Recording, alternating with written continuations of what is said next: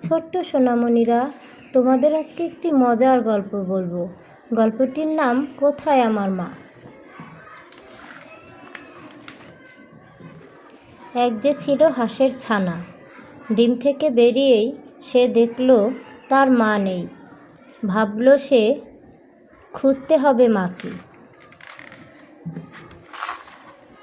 হাঁটতে হাঁটতে দেখা হলো মৌমাছির সাথে।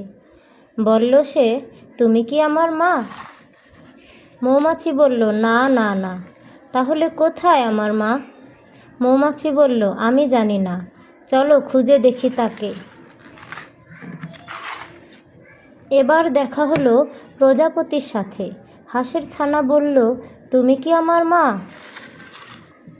প্রজাপতি বলল, না না না। তাহলে কোথায় আমার মা? প্রজাপতি বলল, আমি জানি না, চলো খুঁজে দেখি তাকে। ব্যাঙের সাথে দেখা হতেই হাঁসের ছানা বলল, তুমি কি আমার মা? ব্যাঙ বলল, না না না। তাহলে কোথায় আমার মা? ব্যাঙ বলল, চলো খুঁজে দেখি তাকে। একটু সামনে এগোতেই তারা দেখল কতগুলো হাঁসের ছানা পানিতে খেলছে। ছোট্ট হাঁসের ছানা কেঁদে কেঁদে বলল, কোথায় আমার মা?